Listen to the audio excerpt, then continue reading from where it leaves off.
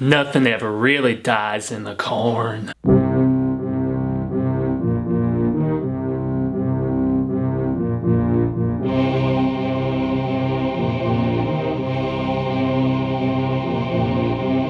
Long days and pleasant nights, fellow travelers along the path of the beam. I am known on this level of the tower as Jaime En Fuego, and if it please you join me here for a bit of palabra on Hail to Stephen King. That is Reezy, and obviously, bienvenidos and welcome to Enfuegotainment, which is the new destination for Hail to Stephen King when I get the opportunity to do it. That is because with lots of Dylan's New Nightmare stuff happening on the horror show, that is Cecil Laird's new Freddy Krueger fan film, the sequel to Wes Craven's New Nightmare. There's kind of a freeze on a lot of new content there, and so this program is here, and today I am reinvigorating my Films That Forgot the Face of Their Father series, which I have done pretty much every non-Stephen King related sequel that was not based on his material I have covered in this series, and so that entails oh boy, Pet Sematary 2,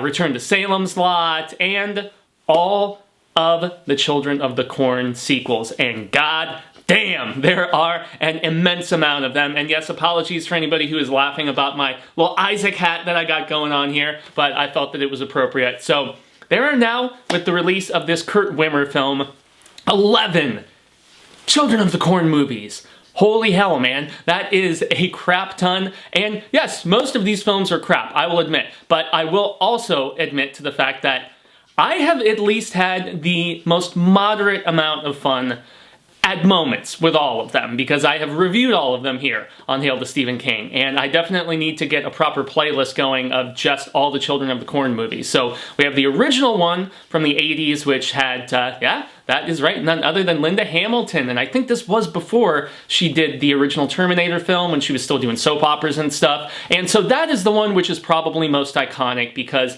you had that short in stature actor who was playing Isaac, and then just Outlander and all that stuff. And so, yeah, there are some really memorable moments, most deaf, in that original one. And the second film that was released in the early 90s was Children of the Corn Final Sacrifice, and that was the last one that was actually released theatrically until this one. And so this one, written and directed by Kurt Wimmer, who is a guy who I think got a bad rap over the aughts because of the fact that he did a lot of really shitty, I'm not gonna lie, remake scripts. And so he did the Point Break remake script, he did the Total Recall remake script, and also stuff like Law Abiding Citizen, and I think Street Kings. And so, yeah, he really kind of soiled his track record a little bit, although a year or two ago he did a film called Spell that I actually quite liked, and early in his career he did a writing and directing job on a film, a sci-fi kind of action flick that had Christian Bale, if I remember correctly. It was called Equilibrium.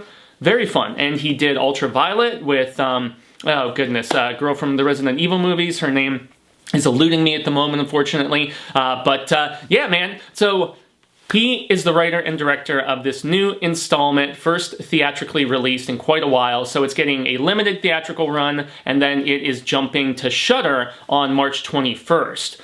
This was a film that was actually made, it was shot during the pandemic in Australia. So Australia doubling as Nebraska, and I know a lot of people probably have qualms about that, but dude, you would be surprised. There is a shit ton of stuff that is actually filmed in Australia, and it is doubling as different parts, especially of the Midwest and, even certain areas of the, northwestern United States and stuff. And so, dare I say, it is convincing in this regard. And so, I gotta preface this by saying that the burden of expectation, or the lack thereof, is a big thing to take into consideration when it comes to approaching a film. And so, I went into this new Children of the Corn remake, and it's not even so much a remake. I would say it's kind of a pre-make sort of thing, because of the fact that it does tell the story, but, you know, in the original short that is collected in Night Shift that Stephen King wrote, and I'm trying to remember if it was in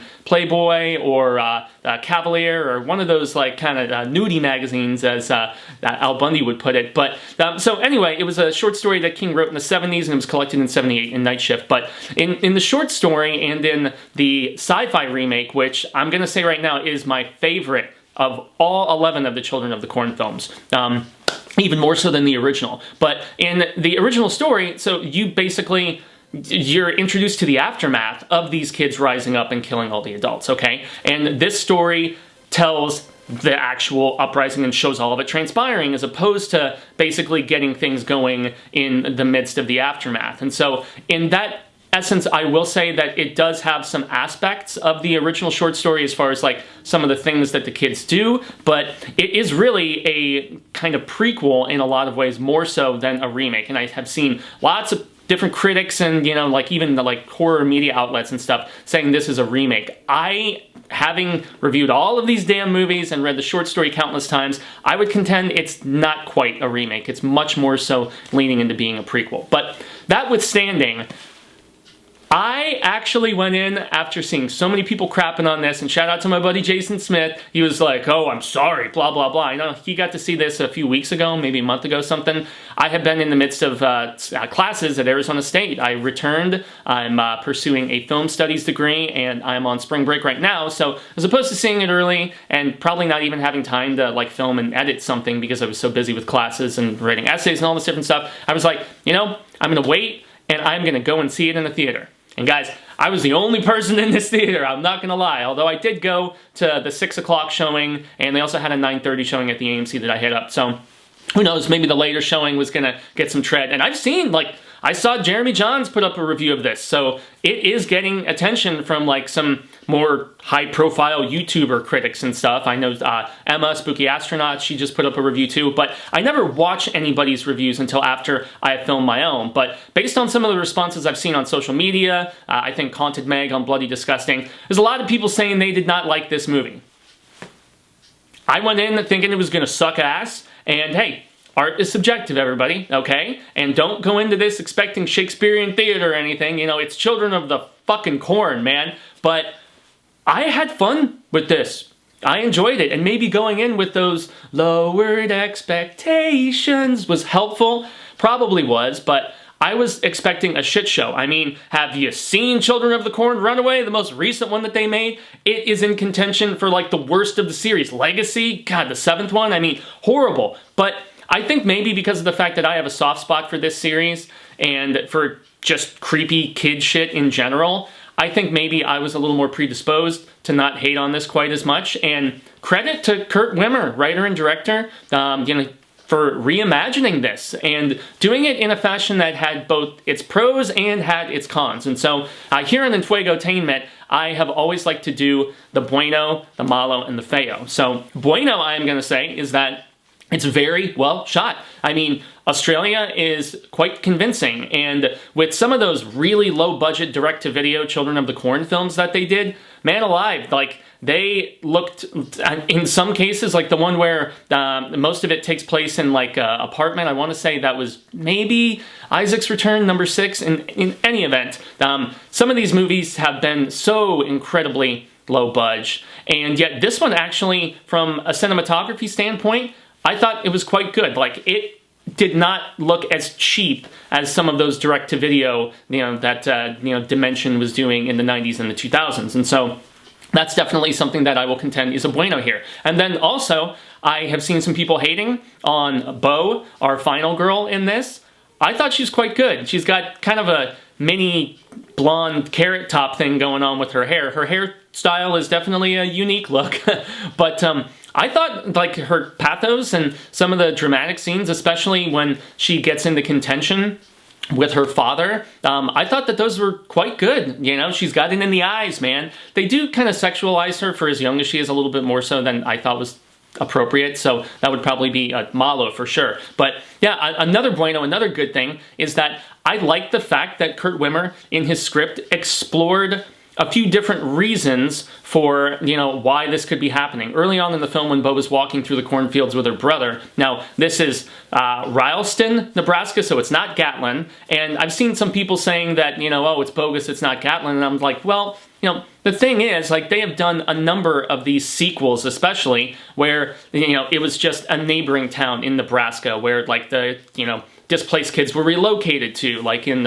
Final Sacrifice, the second one, or, really just pissing on it, doing their own thing completely drastically different, like what you had, I want to say the fourth one was the one with Eva Green, or Eva Longoria. God damn it, man. There's so many of these films that it's very easy to get them a little confused. I mean, there's one with Naomi Watts. Maybe that was the fourth one with Naomi Watts, and the fifth one was Eva Longoria. Anyway, guys, I actually enjoyed the fact that Bo, when she's walking with her bro, and she's Bo with her bro, funny. Anyway, she starts talking about the fact that there's all of these, like, spores and, like, stuff that could, if inhaled and ingested, could cause, dementia and hallucinations, and were in some cases blamed for the like the Salem witch trials, because some of these particulates were making people go crazy and hallucinate and whatnot. But another thing that Kurt Wimmer, that is a good bit, Bueno brings into this, is the fact that they're putting all of these pesticides on the corn and the herbicides and the GMOs, and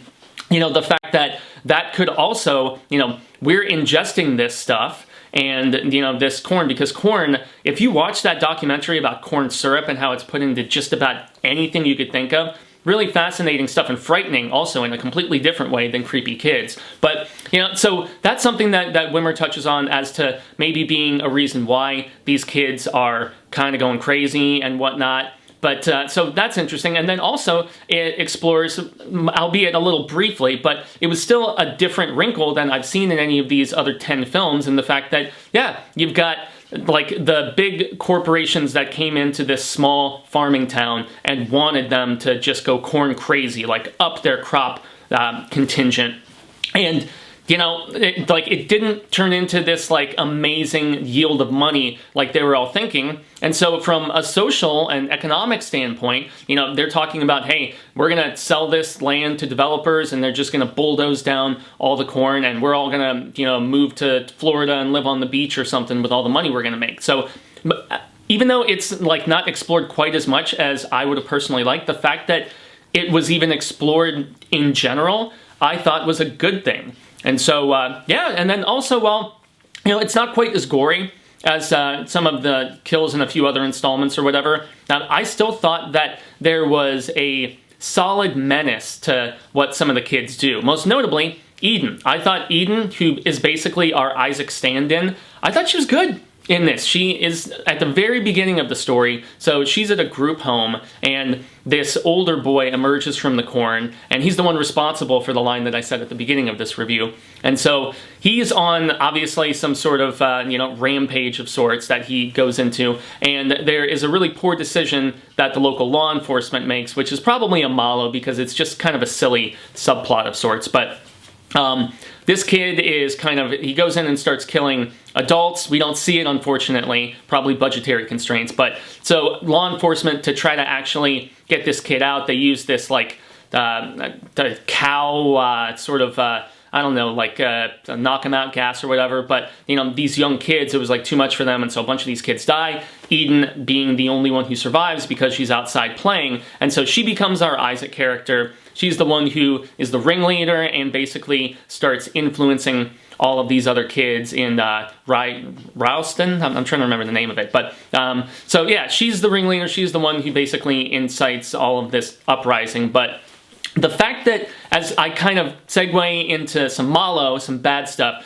the fact that they try to make the plight, at least initially, a little sympathetic with the kids because of, that misuse of power and negligence, and the fact that, the kids died because of it. That's where it started to veer into, I'm like, okay, don't make these kids like, like charity, like sympathetic cases or whatever. So that I was a little less into. And unfortunately, another bad is that, yeah, some of the kids are not particularly good. I didn't like Bo's brother. I thought that he was just kind of meh. And then there's also another boy that is about the same age as Bo, our final girl. And he's another one he's kind of kind of the tortured, you know, kind of angsty kid. You know, he's got the hoodie on and whatnot. But yeah, his acting was quite poor, unfortunately. And then pretty much none of the other kids actually talk. They just stand around looking creepy, which is pretty par for the course with the Children of the Corn film. And yeah, you know, the fact that a lot of the kills happen off camera and then we just see the aftermath. But you know, I gotta segue back to the Bueno just briefly, because there are a couple scenes with Eden's character where, like, I mean, some people get buried alive at one point, which is like a really intense scene. There's another where somebody is basically strung up to be hung, and the rope is attached to a horse, and then the horse is let loose. And I mean, it's not really brutal per se, but you know, it's just the way the sequence plays out. There is just a little bit more intensity in this one, and at least for me, it came off as sincerely creepy as opposed to just straight up like goofy. And I think that some of those Children of the Corn sequels were like, they knew how goofy they were and they embraced it. Whereas this one, hey, if anybody like thinks it comes off as goofy, I would contend that it was not intentional on this one. It wasn't kind of trying to be cheese like some of those later Children of the Corn sequels were. But I mean, shit, man, I felt like they were going for cheese as early as the second film. But yeah, this really brings back that sort of serious menace of the original and the remake. And this one, I mean, this might be my favorite aside from the original and the remake. I mean, it's at least in contention. Now, a lot of people like Urban Harvest, and so, you know, and the crazy corn monstery thing. And so that's actually where I probably have to segue into the feo, so the ugly. So the way I rate ugly is that it could be something, you know, just crazy good, and it's like, it's so ugly, it's like, wow, that was all right. And I guess that's how some of the kills would potentially go. There's one bit where this guy's eyes are being gouged out, which is pretty gnarly, and I thought it was effective and good. But this is going to be a mild spoiler, I guess, but the fact that it's been mentioned by Wimmer in some of his press, you know, with the film coming up. So, He Who Walks Behind the Rose is something that is put down in most of the sequels, and the original, obviously, of course. I thought it was kind of ugly and lame, like, which is like beyond bad, that they just abbreviated it for whatever reason this time to He Who Walks. I thought that was kind of a derp choice. And also, you know, another ugly fact, because of the fact that it's an ugly omission, I would say, is that they basically cut it out as far as the religious aspect. And so, because all these creepy kids were driven by that, just, okay, once you hit a certain age, you know, the decree from, you know, God above, you know, this, you know, warped kind of offshoot of Christianity, that He Who Walks Behind the Rose is kind of responsible for, this, you know, wolf in sheep's clothing demonic presence of sorts that this entity is. And I know some people are like, oh, it's Randall Flagg, blah, blah, blah. I've never bought into those particular sentiments, but hey, fan theories are fun, right? It's not been discredited, but it's definitely not confirmed, and having read every single one of King's books back here, I would say, nah, I don't think so. But I don't think so. So they cut out the religious aspect, and I find that, like, creepy kids are one thing, but when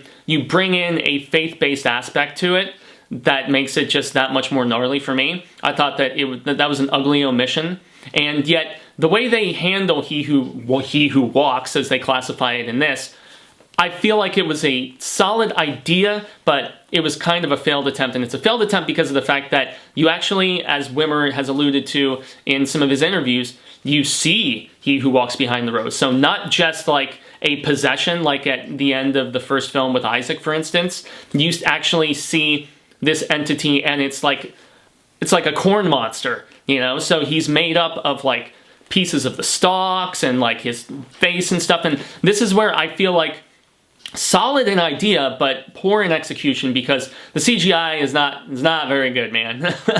Gotta say, there is one bit where a character gets ripped in half, and it's funny because I was hoping the whole time, I'm like, oh man, is that adult gonna get like, whoosh? And yeah, sure enough, but that's where like the CG was, it was direct-to-video VOD level CG, unfortunately. But yeah, the fact that you actually get to see it, I thought was cool until you get some of those close-ups and the movement. There's one moment where Eden gets like pretty much completely possessed, so to speak, early on, where, you know, the hand just grasps her, that I thought was fairly effective. But aside from that, man, yeah, once again, cool idea. I liked the concept on paper. It's just often tough when you're dealing with low budget and filmed during the pandemic and stuff. Like, what else can you do in that regard? But it is at least interesting, once again, that, you know, props to Wimmer for doing something different. Even though it didn't always work, at least for me personally, I feel like this one,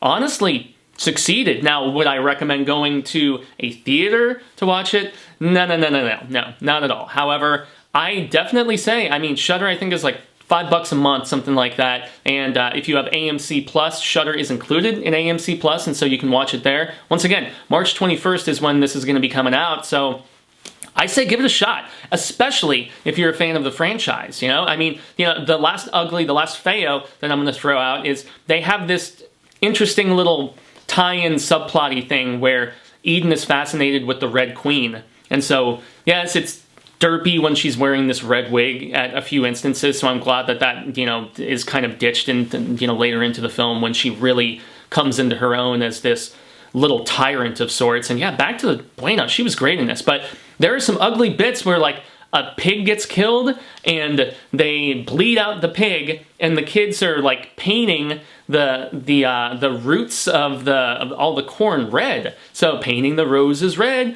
painting the roots of the corn with fucking blood from a pig. I don't know. I was into that. I dug it. So, you know, I will say once again, art is subjective, and this is not a great film by any means. However, going in with, you know, tempered expectations, thinking it was going to really, really suck hard, and also having seen every Children of the Corn film and how bad a lot of those were, I thought that this one, from a visual standpoint, aside from the CGI, like the cinematography, once again, worthy of a theatrical release. I'm glad that I got to see it on a big screen, because it did add a little bit more heft. But since I know there's going to be way more people critical of this than me, and that's fine. You know, I often, you know, with the fact that I have the journalistic background and everything, I do more often than not try to give a balanced perspective. That's why, hey, Bueno, Malo, Feo, good, bad, and ugly, you know, a little bit of all of those. And so that's definitely a thing with me, where I try to look at it from all angles objectively,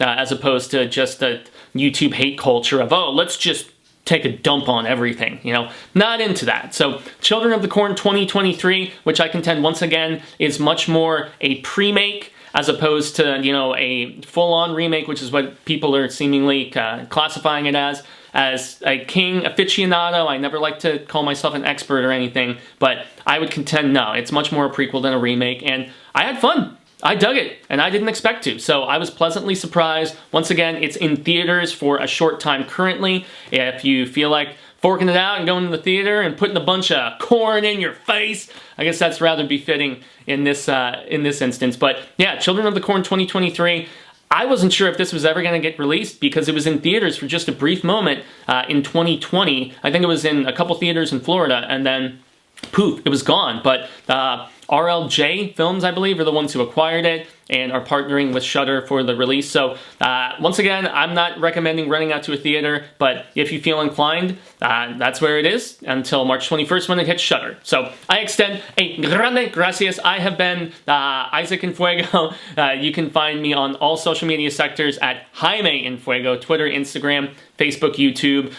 Yeah, I'm on spring break, at least for the moment, so I'm going to try to do a little bit more content. Most notably, the Oscars are coming up, and I'm going to be covering those to some capacity, at least giving brief thoughts about all of the Best Picture nominations, so that's something coming. And as far as King family-related stuff goes, as we await the Holly Gibney book, which is coming out in September, we have a new Owen King book. So Owen wrote a book called Double Feature, which I actually am just finishing up right now, and I'm going to be doing a video about why it's interesting for, like, hardcore King fans, constant readers, to read that book because of how reflective it is in a lot of ways of Owen's presumed relationship with his father because of the way he wrote it. But Owen has a new book coming out, and I believe it's his first one since he did Sleeping Beauties with his pops back in 2017, and it's called The Curator. And it comes out this upcoming Tuesday, and I believe, March 6th is Tuesday, I believe, if I'm not mistaken, 6th or 7th. Anyway, this upcoming Tuesday, it's going to be released, and Joe Hill,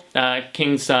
I believe he's the older of the two sons, but in any event, Joe Hill has been raving about it, and he's like, it's not just because he's my bro, it's really good, and it's not full-on horror from what I understand, but hey, for those inclined, that is coming out in just a few days from the weekend here when I am filming this, and yeah, I'm hoping to get some King content sporadically. I don't know how the second half of the spring semester at Arizona State is going to go for me. I am taking a horror studies class, which I'm pretty excited about. I'm gonna hopefully just sponge a lot of knowledge. I have my fair share already from all these years of doing stuff on the Horror Show channel. And yeah, as of this taping, we're seeing Scream a week early tonight, so I'm pretty stoked about that as well. And yeah, that's gonna be it for me today, everybody. It has been a very rigorous sabbatical of getting back to academia, but it's been very rich and rewarding. But I've missed you guys, and I was very happy to have this return today. It was very perfect timing in the fact that, you know, being on break and getting the opportunity to go out to the cinema,